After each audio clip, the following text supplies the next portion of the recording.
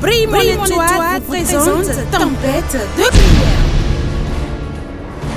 Oui, tempête de prière, c'est un moment de délivrance, de restauration, de guérison, d'élévation, de percée divine. Toi dont les affaires sont tombées, toi qui es malade, perturbé par les démons, toi qui es perturbé par la sorcellerie, viens à la tempête de prière. Voici un moment pour ta délivrance. Tempête de prière, c'est tous les dimanches de 16h à 18h30 au centre de prière Brille mon étoile, situé à Akpakpa, Kowebo, longeant la voie entre l'hôpital de zone Kowebo et l'église du christianisme céleste. Vous prenez l'avant à gauche, après le premier carniveau, deuxième maison à droite. Pour tout renseignement, veuillez contacter le 97 21 29 79. La prière fervente du juste a une grande efficacité.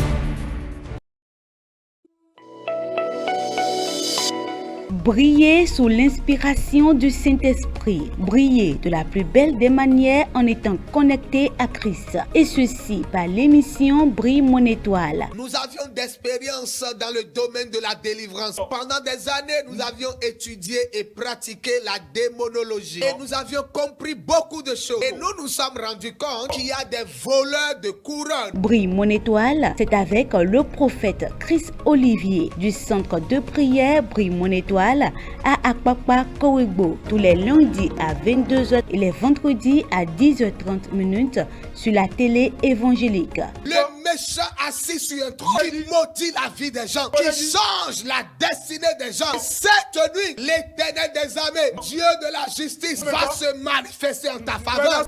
Brille mon étoile, suivez et soyez les lumières célestes par des moments intenses de prière. Brille mon étoile, prenez le rendez-vous. Brille mon étoile, bienvenue dans ce numéro de votre émission Brille mon étoile. Pasteur, bonsoir. Bonsoir, très chère animatrice, soyez bénis au nom de Jésus-Christ. Amen, je reçois. Admirable et adorable téléspectatrices et téléspectateurs, soyez bénis. C'est l'étoile qui fait, c'est l'émission du monde qui fait briller votre étoile. En suivant cette émission, votre étoile brillera et brillera toujours. Merci Amen. beaucoup. Amen. Brille mon étoile, pasteur. Nous étions en train de parler du mystère des offrandes. Nous allons continuer avec cette thématique qui est assez vaste. Ma première question, c'est que vous allez nous parler des heures des offrandes, parce qu'il y a une heure donnée pour donner les offrandes. Oui. Lorsque nous regardons dans la Bible, nous avions deux différentes heures que la Bible nous a précisées, qui est revenue fréquemment pour les offrandes. La Bible nous parle de l'offrande du soir et la Bible nous parle de l'offrande du matin. Donc nous avons l'offrande du soir et nous avons aussi l'offrande du matin. Lorsque vous regardez dans 2 Rois 3, le verset 20, nous voyons que Élie a été exaucé. Dieu a répondu à Élie lors de l'offrande du matin. Dieu lui a répondu lors de l'offrande du matin. Donc, lorsque vous utilisez aussi ce mystère, vous faites l'offrande du matin, c'est le temps pour l'exaucement. C'est le temps pour l'exaucement. Je prends par exemple le culte des matins. Lorsque vous allez au culte le dimanche matin, ne faites pas ce culte sans l'offrande. On appelle ça l'offrande de l'exaucement. Élie a été exaucé à l'heure de l'offrande. Nous avions aussi l'offrande du soir. Et comme je parle de Élie, permettez-moi de parler aussi d'Élisée, son disciple. Vous avez vu, Élie, pour lui, c'est l'offrande du matin. Mais pour Élisée, c'est l'offrande du soir. Et nous avions ça dans 1 Roi 18, le verset 29. Et pour l'offrande du soir, c'était entre 15h et 18h. C'était dans l'intervalle de 15h et 18h. C'est un temps de prière pour la victoire. C'est un temps où vous pouvez faire l'offrande pour demander à Dieu de parfaire toutes bonnes choses dans votre vie. Donc, lorsque vous utilisez l'offrande du soir, vous allez à l'église dans cette fourchette d'heure-là, vous faites l'offrande, vous activez les bonnes choses dans votre vie pour que ces bonnes choses soient parfaites. C'est ce que nous appelons le mystère des heures des offrandes. D'accord. À présent, parlez-nous des offrandes et des dons spirituels. Les offrandes et les dons spirituels. Lorsque vous avez un don spirituel qui dort en vous, conformément à Jacques 2, verset 20 et 1 Corinthiens 13, verset 3, allez faire les offrandes. Ces dons vont se réactiver systématiquement. Prenez une offrande, allez sur l'autel, dites Seigneur, j'avais tel don dans ma vie que je ne sens plus, qui ne se manifeste plus, ou bien qui se manifeste à retardement, ou bien le don ne se manifeste plus comme je le désire, ou bien comme ça avait l'habitude de se manifester. Prenez une offrande, allez à l'église et déposez cette offrande à un moment où il n'y a pas culte et demandez à Dieu, cette offrande que je dépose sur ton autel, c'est par rapport à tel don qui ne se manifeste plus dans ma vie, et faites ça et espérez. Vous allez voir. D'accord. Je ne parle pas expérience. D'accord. Prophète, dites-nous, quels sont les types d'offrandes? Nous l'avions déjà dit dans les émissions passées, nous avons plusieurs types d'offrandes. D'autres vont vous parler de 7 types d'offrandes, 5 types, mais nous avons plusieurs types d'offrandes. Nous avions les dîmes, nous avions les dons en nature ou bien en numéraire, nous avions les semences, les prémices. Je peux m'arrêter là pour le moment. D'accord. Et dans une situation donnée, oui, est-ce que je peux donner des dons en nature, disons, les vivres, comme offrande? Oui, dans une situation donnée, prenez des fruits, mélangez les fruits et apportez ça à l'homme de Dieu. Dans une situation donnée, regardez ce qui manque, ce qui fait défaut dans votre église, mais les gens en ont besoin. Achetez et allez déposer. Ça impacte systématiquement votre vie. Surtout lorsque vous le faites dans un objectif bien défini. Je veux les jumeaux, alors j'achète les chaises, bien j'achète les micros en paix, j'achète les caméras paix, et je vais déposer en écrivant bien que je l'ai fait parce que je veux telle chose. Le Seigneur se manifeste. D'accord. En ce sens, dites-nous quel type d'offrande un homme de Dieu peut faire. Vous savez, il y a des hommes de Dieu, excusez-moi, qui vont au culte sans offrande. D'abord, c'est un danger pour son ministère. C'est un danger pour le ministère d'un homme de Dieu qui va sans faire offrande. Maintenant, un homme de Dieu aussi qui fait dîme, qui donne sa dîme dans son propre église, c'est mauvais. C'est mauvais. Je mets ça de côté.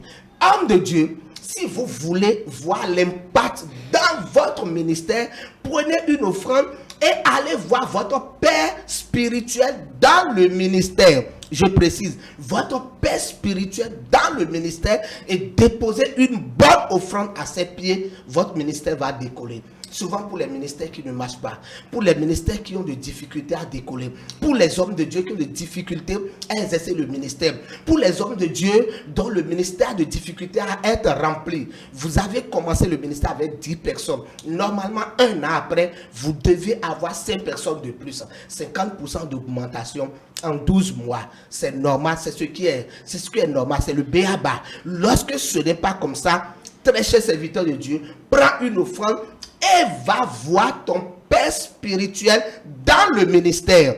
Ça veut dire quoi? Ce père spirituel doit aussi avoir son ministère. S'il n'a pas encore son ministère, ça veut dire que c'est ton père spirituel dans la foi, mais ce n'est pas ton père spirituel dans le ministère. Va voir ton père spirituel dans le ministère et fais cette offrande-là, tu vas voir le décollage. Donc, il faut semer dans le ministère de l'autre, au fait. Oui, il faut semer dans le ministère de quelqu'un qui est supérieur à toi, pour que sa grâce... Vous savez, lorsque on va y venir, je mets ça d'abord au frigo. Il faut semer dans le ministère d'un homme de Dieu dont le ministère est déjà arrivé à un niveau supérieur à ton ministère. D'accord. Et dans le cas où on donne l'offrande dans son église? Lorsque l'homme de Dieu ou bien... l'homme de Dieu. Oui, l'homme de Dieu fait son offrande dans son église. Ça, c'est une offrande ordinaire en qualité d'homme de Dieu. Il le fait pour être un exemple. Paul a dit, soyez mes imitateurs comme je le suis moi-même de Christ. Donc l'homme de Dieu doit faire aussi son offrande dans son église pour être l'exemple. Mais l'offrande dont nous parlons, que nous appelons l'offrande du ministère, ça doit être fait à son père spirituel dans le ministère. D'accord. Quel est le retour alors si on donne notre offrande à un homme de Dieu ou à un frère ou à une sœur de l'église? Merci beaucoup. Lorsque vous donnez une offrande à un frère dans l'église, nous appelons ça un don. Ça active dans votre vie l'onction de faveur. Ça active dans votre vie l'onction de faveur. Je répète pour quelqu'un qui me suit, lorsque tu donnes de l'argent ou bien quelque chose à un frère, à une soeur de l'église ou bien même hors de l'église, et je vous encourage pour que ça soit à l'église, ça active dans votre vie l'onction de faveur. Les choses deviennent faciles pour vous. Mais lorsque vous donnez à un homme de Dieu, vous déposez dans la main d'un homme de Dieu, vous déposez au pied de l'homme de Dieu, au moment où il est en train de prêcher, vous provoquez son onction. Vous savez, chaque ministère a un ange protecteur. Chaque ministère a une grâce. Tous les ministères n'ont pas les mêmes grâces. Donc, lorsque vous alliez donner de l'argent à un homme de Dieu, la grâce qui est dans ce ministère se déverse sur votre vie.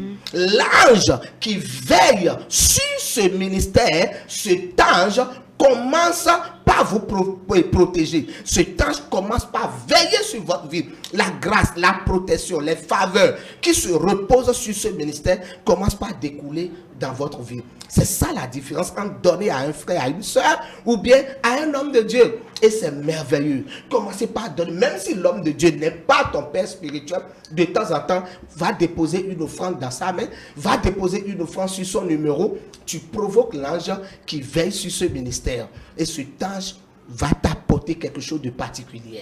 Donc, dans le cas de l'offrande, on peut aussi parler de la générosité. Oui, on peut parler aussi de la générosité. Le don, la générosité, l'état du cœur pour faire. Mais là, lorsque nous parlons du frère et de la sœur, ça ne doit pas être le m'as-tu vu. C'est là que le Seigneur a dit ce que la main droite donne, il ne faut pas que la main gauche soit au courant. Ce n'est pas parce que je vous ai donné un habit, vous portez l'habit le dimanche, je dis, ah, vous avez vu la sœur là, l'habit qu'elle a porté, c'est moi qui lui ai donné. Non, vous n'aurez rien dans ce sens-là. D'accord. Et au cas où, dans ce cas, il y a une confusion, pas confusion, il y a une complémentarité entre le don et la générosité. Oui. Donc, on peut toutefois faire l'offrande sans être généreux. Oui, vous pouvez faire l'offrande sans être généreux. Maintenant, dans ce cas, je pourrais dire que c'est quand on est dans une situation donnée qu'on fait d'offrande. Et quand on n'est pas dans une situation donnée, on est généreux. Est-ce cela? Non. Vous faites l'offrande à tout culte.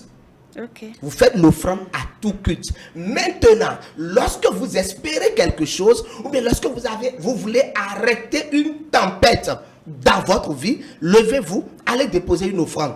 Ça, c'est d'un côté. Maintenant, être généreux, c'est l'état de votre cœur. C'est la manifestation de l'état de votre cœur par rapport à une personne ou à une situation qui se passe dans l'église. Je suis là, on me parle que l'électricité de l'église veut être coupée parce qu'on doit. Je manifeste la générosité et je donne pour qu'on puisse payer la facture d'électricité. Quel est alors le temps d'attente entre la semence et la moisson? Attendez aussi longtemps que possible. Je parle à quelqu'un. Des fois, nos fidèles, lorsqu'on dit viens donner, tu auras le travail. Des fois, lorsque vous allez donner, vous espérez que le travail soit dans 2 mois, dans 3 mois. Vous savez, il y a des gens qui ont espéré, qui ne l'ont plus eu parce qu'ils n'étaient plus dans les conditions favorables pour recevoir. Je répète, lorsque vous semez, soyez dans les conditions favorables pour récolter, pour moissonner. Sinon, vous n'aurez pas. Attendez aussi longtemps et attendez là où vous avez semé. Si j'ai semé à l'église Assemblée de Dieu, j'attends là pour recevoir. Si je quitte, je paie la grâce. Pourquoi? Parce que Dieu est partout. Parce que j'ai quitté la couverture. C'est là je suis. C'est là l'ange m'a reçu. Vous savez, nous avons des noms spirituels. De la même manière que vous portez un nom et un prénom, spirituellement, vous aviez un nom et un prénom. Et votre nom, c'est le nom de l'église. C'est comme ça, le nom de l'église doit être une révélation. C'est normal. Donc, lorsque vous donnez dans une église, attendez dans l'église. Il y a des gens qui ont semé dans des églises. Et avant le temps de l'exaucement, ils se sont rébellés, ils ont quitté l'église, ils n'ont rien eu. Et donc, il existe Je pourrais dire que pour donner l'offrande, il faut donner l'offrande quand on est dans une situation donnée. Oui. Il faut donner l'offrande en obéissant à la parole de Dieu. Oui. Il faut donner l'offrande aussi quand on veut recevoir quelque chose de Dieu. Quelque chose de Dieu, oui. Maintenant, dans le sens de recevoir quelque chose de Dieu ou dans une situation donnée. Oui. Et par exemple, la délivrance. Quelle est la place de l'offrande? L'offrande dans la délivrance, l'offrande occupe une place importante. Surtout lorsqu'on parle des dettes spirituelles. Nous aurons le temps de développer ce thème. Les dettes spirituelles. Quelqu'un dort et dans son sommeil, il voit qu'on lui a donné à manger. Qui a préparé la nourriture? On ne sait pas. Très chers frères et sœurs, qui t'a vendu la nourriture? On ne sait pas, mais on a mangé. C'est une dette spirituelle. C'est-à-dire spirituellement, vous devez. Vous avez besoin de délivrance. Lorsque nous allons déclencher, nous allons commencer la délivrance. À la fin de la délivrance, si l'homme de Dieu est inspiré, il vous dira, prenez une offrande et déposez sur l'autel. Vous avez remboursé la dette spirituelle. Je mets ça de côté. Dans votre famille, vous n'êtes pas né chrétien, vous n'êtes pas né chrétienne. Et lors de votre naissance, on vous a fait ce qu'on appelle la cérémonie de sortie d'enfant.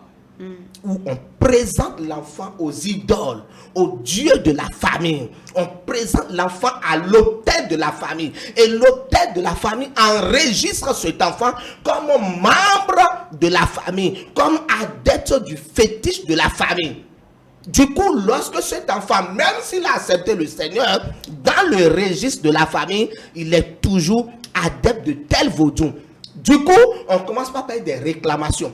Il est dans la foi, mais il a des perturbations. Sa vie n'est pas à l'aise. Sa vie n'est pas conforme. C'est comme si pour lui, Dieu n'existe pas. C'est comme si pour lui, les promesses ne se réalisent pas.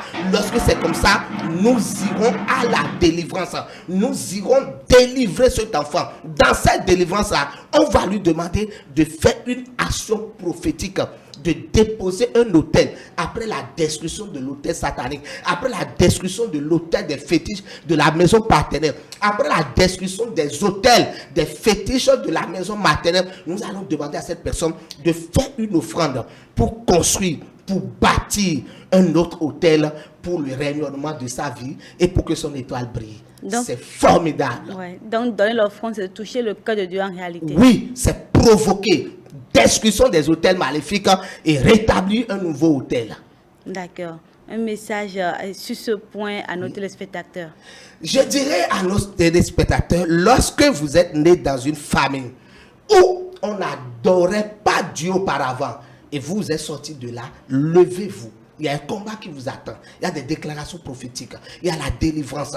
Il faut libérer votre âme et il faut vous conduire dans votre destinée glorieuse. Surtout que lorsque vous étiez né, on a fait ce qu'on appelle les consultations pour voir quel parent décédé est revenu. On appelle ça au Bénin le docteur. Et c'est en fonction de ça qu'on donne le nom à l'enfant. Surtout lorsque c'est comme ça pour vous, levez-vous dans la prière et l'Éternel fera le reste. Amen, alléluia. Le Amen. mystère des offrandes. Oui. Pasteur, qu'est-ce que vous réservez au corps du Christ et par rapport à cette thématique? Qu'est-ce que nous réservons au corps du Christ? Nous réservons d'abord la révélation des mystères.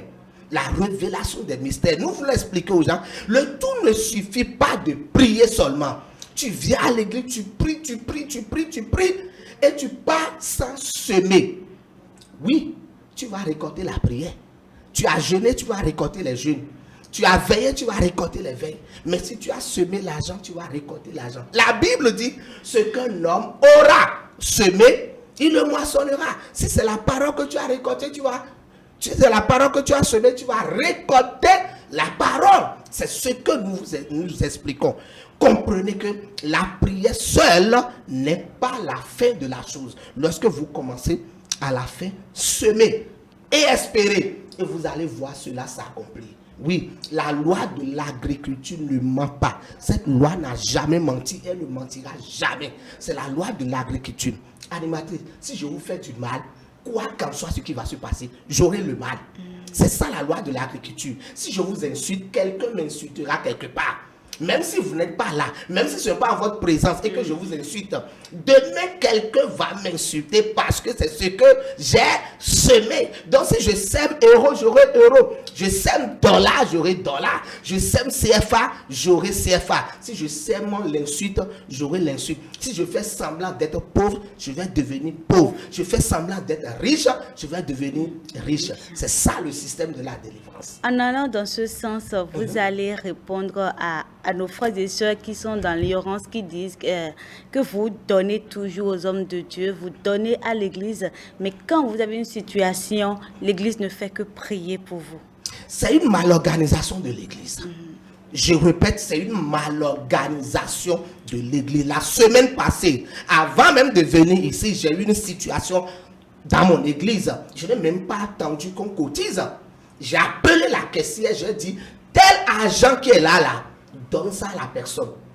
Ce n'est pas pour me montrer. Dans mon église, on ne vient pas me dire, telle soeur me doit et j'appelle la soeur. Je l'appelle, je t'amène la soeur pour demander.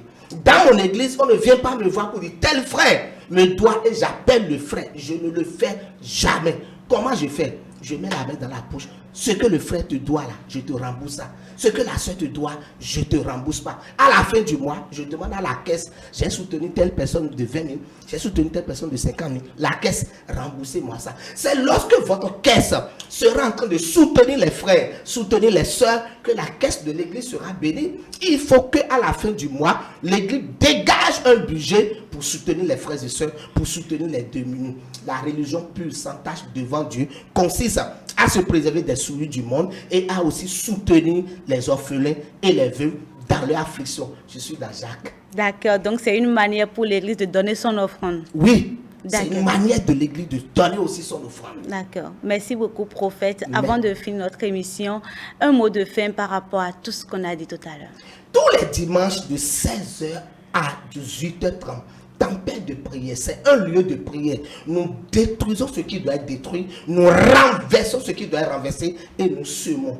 Nous semons et nous continuons de semer. Que Dieu vous bénisse. Je vous donne rendez-vous le dimanche prochain au Bénin, à Cotonou, à Papa, Kowebo, non loin de l'hôpital de zone de Kowebo. Mon numéro s'affiche. Viens. L'Éternel continue d'opérer des signes, des produits, des miracles. Il le fera pour toi. Au nom de Jésus-Christ. Amen. Amen. Tempête de prière, c'est au centre de prière. Brille mon étoile tous les dimanches soirs à partir de 16h. Veuillez nous rappeler le numéro le plus 229. Plus 229, le 97 21 29 79. Parce que les gens entendent 97, ça fait partie des anciens numéros. C'est vrai. On n'a jamais changé. C'est un numéro super. Vous composez ce numéro, il y a une bénédiction qui vous attend en même temps. Amen. Amen. Brille mon étoile, c'est toujours avec le prophète Chris Olivier du centre de prière. Brille mon étoile avec des tempêtes de prière. Brille mon étoile, connectez-vous et faites toujours briller votre étoile. Briller sous l'inspiration du Saint-Esprit. Briller de la plus belle des manières en étant connecté à Christ. Et ceci par l'émission Brille mon étoile. Nous avions d'expérience dans le domaine de la délivrance. Pendant des années, nous avions étudié et pratiqué la démonologie. Et nous avions compris beaucoup de choses. Et nous nous sommes rendus compte qu'il y a des voleurs de couronnes. Brille mon étoile, c'est avec le prophète Chris Olivier du centre de prière Brille mon étoile à Akpakpa Kowebo tous les lundis à 22h et les vendredis à 10h30 sur la télé évangélique. Le méchant assis sur un trône qui maudit la vie des gens, qui change la destinée des gens. Cette nuit, l'Éternel des armées, Dieu de la justice, va se manifester en ta faveur. Brille mon étoile, suivez et soyez les lumières célestes par des moments intenses de prière. Brille mon étoile, prenez le rendez-vous.